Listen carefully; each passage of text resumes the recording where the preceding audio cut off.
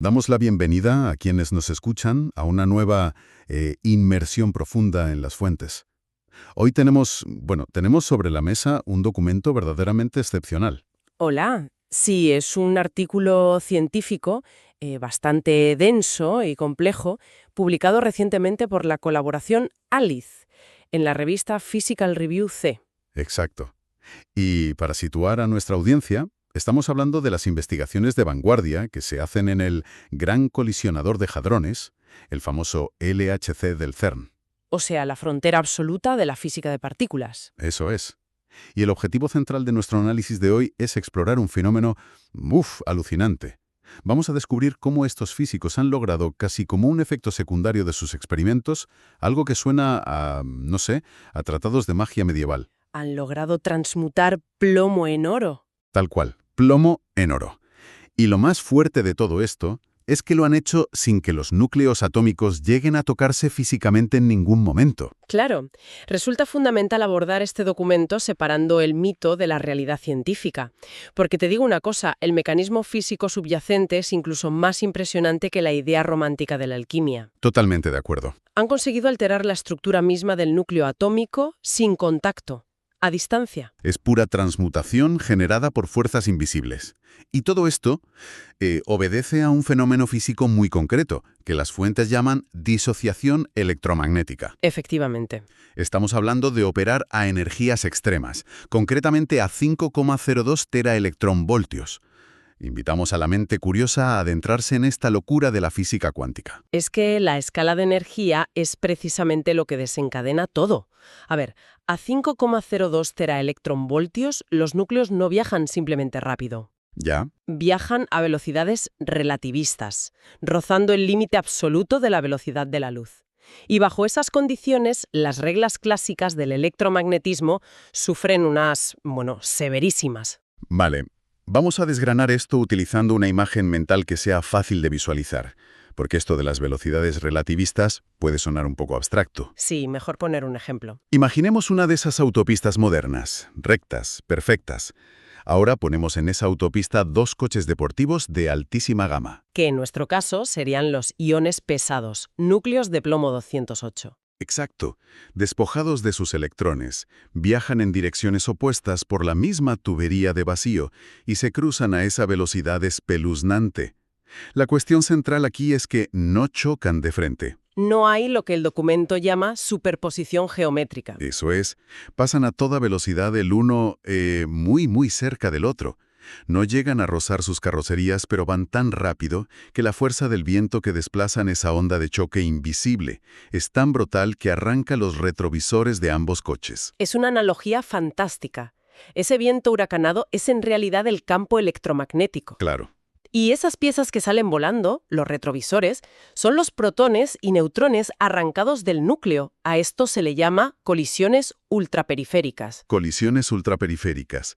Pero a ver, la naturaleza de ese viento invisible esconde mucha miga, ¿no? Muchísima. Requiere mirar de cerca la relatividad especial. Como viajan casi a la velocidad de la luz, sus campos electromagnéticos experimentan lo que llamamos una contracción de Lorentz. O sea que cambian de forma. Exacto. En lugar de irradiar esféricamente como una bombilla, el campo se aplana, se concentra en un disco perpendicular al movimiento, se vuelve inmensamente intenso, casi como un muro sólido de fuerza. Madre mía. Y al cruzarse, la interacción se produce mediante un intercambio masivo de fotones virtuales. Entiendo. O sea, el campo electromagnético de un núcleo se percibe por el otro como un destello de luz intensísimo, un pulso de fotones. Y fíjate que el artículo diferencia dos tipos de interacciones según la energía de esos fotones. Sí, esto es clave. Menciona por un lado fotones de baja energía, los fotones de Weizsäcker-Williams. Cuando un núcleo absorbe estos fotones, toda su estructura entra en vibración, como una campana, ¿verdad? Eso es. Las fuentes lo denominan resonancias dipolares gigantes. El núcleo entero vibra, se calienta y empieza a evaporar neutrones para liberar esa energía y volver a estabilizarse. Evapora neutrones. Sí, pero el enfoque del experimento ALICE y la verdadera complejidad del asunto viene cuando la energía aumenta. Claro. Si los fotones superan el umbral de los 140 megaelectronvoltios, la dinámica cambia por completo. Ya no es una oscilación de todo el núcleo. Es mucho más violento. Exacto. A esa escala, la longitud de onda del fotón es tan diminuta que impacta directamente con nucleones individuales. Deja de ser una evaporación lenta y pasa a ser una expulsión directa, arrancando también protones. Y medir esa emisión concurrente de protones y neutrones es el gran logro de ALICE. Pero aquí es donde surge un dilema tecnológico tremendo. Desde luego. Si estas partículas arrancadas salen disparadas hacia adelante, por el mismísimo tubo por el que viaja el haz principal de plomo, a ver, ¿cómo consiguen los científicos medirlas sin interferir con el rayo principal? Es buscar una aguja supersónica en un pajar de luz. Es un reto de ingeniería brutal. Totalmente. Y los héroes de nuestro análisis de hoy son unos dispositivos llamados calorímetros de 0 grados, o ZDC. Y ojo al dato. El artículo señala que están situados a 112,5 metros de distancia del punto de interacción. Más de 100 metros de distancia. Imagínate. ¿Un campo de fútbol entero? Sí, y esa ubicación responde a pura geometría. Como las partículas arrancadas salen disparadas en un ángulo de prácticamente 0 grados, van incrustadas en el tubo principal. Claro, no se desvían. Para separarlas, los físicos son muy astutos y aprovechan los propios imanes del LHC. Esos imanes están ahí para curvar el haz de plomo principal y mantenerlo en círculo. Ah, y usan el magnetismo como si fuera un prisma. Exactamente. Como los neutrones arrancados no tienen carga eléctrica, los imanes les dan igual. Siguen una trayectoria perfectamente recta y se estrellan de lleno contra el calorímetro ZN. ZN de neutrón. Eso es. Pero los protones sí tienen carga positiva. Su trayectoria sí se curva con los imanes, pero de forma diferente al plomo porque tienen distinta masa y momento. Claro, son más ligeros. Así que esa curva distinta los dirige a un segundo detector calibrado específicamente para ellos, el ZP. Un diseño brillante, la verdad. Pero leyendo los datos, te das cuenta de que el mayor desafío no es pillar a los protones al final del túnel. El problema gordo es la limpieza de la señal. La pureza de los datos, sí. Porque, ¿cómo diferencia el equipo de ALICE un roce electromagnético puro de un choque frontal real sucio, donde los núcleos se hacen pedazos y generan una lluvia de escombros? Ahí entra en juego el sistema de Betocem. El Betocem. Actúa como un filtro de exclusión absoluto. Son unos calorímetros situados a tan solo 7,5 metros del punto de colisión. Muy cerquita. Muy cerca. Y miran ángulos más abiertos. En una colisión frontal destructiva se salpica energía en todas direcciones. Si el detector CEM registra cualquier chispa de energía, el sistema informático dice, ojo, esto ha sido un choque físico. Y descartan el evento entero. Lo tiran a la basura. Solo quieren roces electromagnéticos puros. Y la eficacia de este veto es superior al 99,8%. Una barbaridad de precisión. Eso les da la seguridad absoluta de estar estudiando solo campos electromagnéticos. Vale, vamos a desgranar esto de los datos un poco más, porque los científicos querían medir escenarios súper específicos. Sí, estadísticamente muy acotados. Buscaban medir la emisión de 0, 1, 2 y hasta 3 protones, siempre acompañados de algún neutrón. Querían comparar la realidad física con los modelos teóricos. Y el pilar de esa simulación teórica es el modelo RELDIS. RELDIS, sí. Es un modelo fenomenológico de 4 pasos que simula el acoplamiento inicial del fotón, la cascada intranuclear, el preequilibrio y finalmente la desexcitación lenta. ¿Y cómo quedó el marcador? Realidad contra simulación. Pues el modelo demostró ser fiable en los extremos. Acertó bastante bien cuando no se emitía ningún protón y cuando se emitían exactamente 3. Pero falló en el medio. Falló bastante. Subestimó la probabilidad de emitir 1 o 2 tratones entre un 17 y un 25%. Tela. Y no solo eso, el artículo marca que cuando cruzaron las variables para evaluar la emisión de un protón junto a 1, 2 o 3 neutrones, el modelo matemático sobreestimó la probabilidad por un factor de 2 a 3. Se pasó de largo. Esperaba ver esos eventos muchísimo más de lo que realmente ocurren. Y esto plantea una pregunta importante. ¿Por qué un modelo tan pulido tropieza de esta manera? La raíz del problema está en la extrema dificultad de medir protones frente a medir neutrones. Es que hay una simetría brutal ahí, ¿no? Brutal. Los neutrones, al venir de esa evaporación lenta por fotones de baja energía, salen con energías bajísimas, de 1 a 2 megaelectronvoltios. En el marco del núcleo. Exacto. Al proyectarse hacia adelante, los calorímetros leen esos neutrones como picos de energía súper estrechos, súper nítidos. Es como leer un código de barras perfecto. un código de barras limpio, pero los protones, como nacen de impactos violentos de alta energía, son un caos. Ensucian por completo la señal. Ese impacto violento crea partículas extra, como los piones, de la nada. Claro, ruido de fondo. Mucho ruido de piones. Y además, los protones salen disparados con un rango de energías amplísimo y en direcciones distintas. Al llegar al detector, no dejan un pico fino, sino una mancha ancha y difuminada. Y los físicos tienen que volverse locos con algoritmos para limpiar esa mancha, lo que mete incertidumbre y hace que modelos como el ReLDIS fallen. Exactamente. Bueno, aquí es donde se pone realmente interesante. Porque si observamos esta danza de partículas arrancadas, estamos mirando de frente a la tabla periódica. A la pura identidad de los elementos. Tenemos un haz de plomo 208. El plomo tiene 82 protones. Esa es su identidad. Pero si le pasas rozando un campo electromagnético brutal y le arrancas un protón, ¡pam!, se transmuta en talio. Un salto en la tabla periódica. Si le arrancas 2 protones, desciende a mercurio.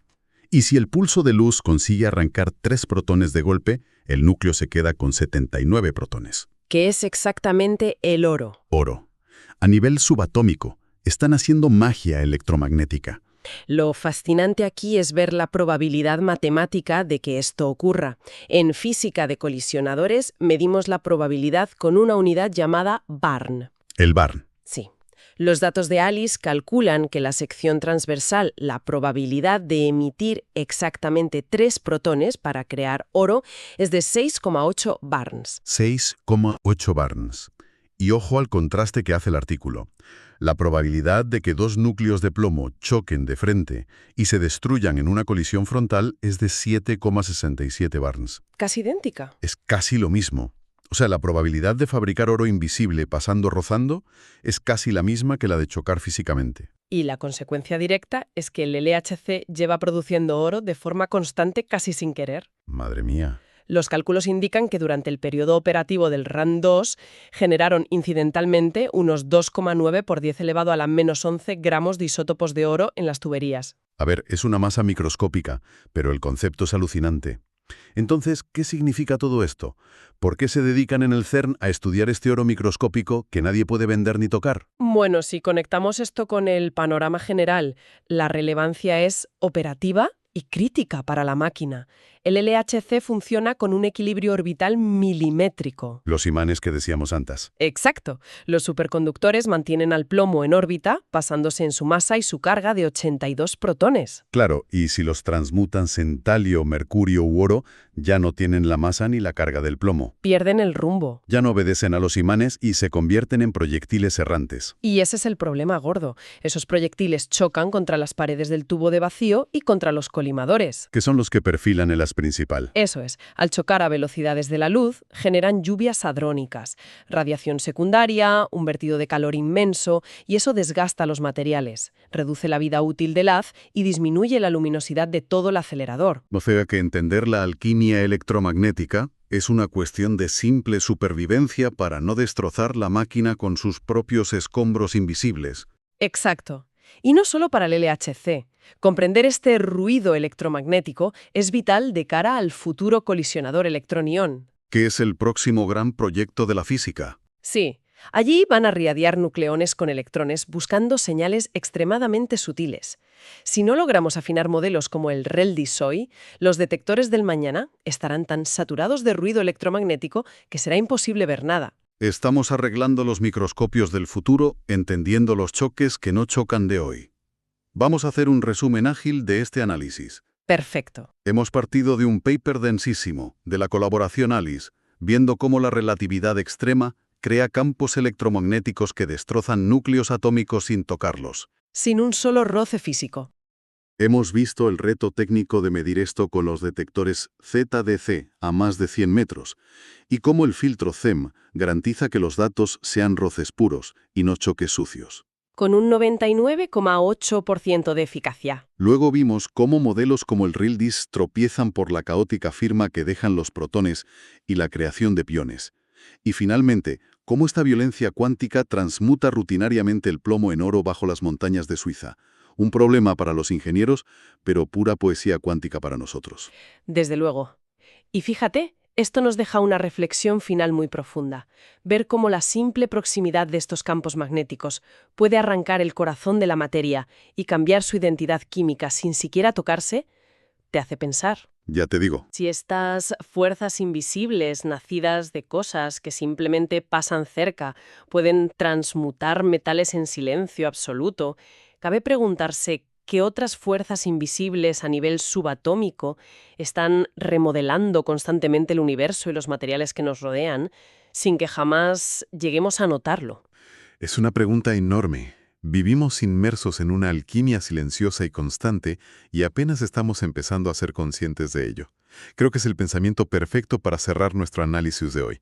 Muchas gracias a quienes nos escuchan por habernos acompañado en esta inmersión profunda en las fuentes.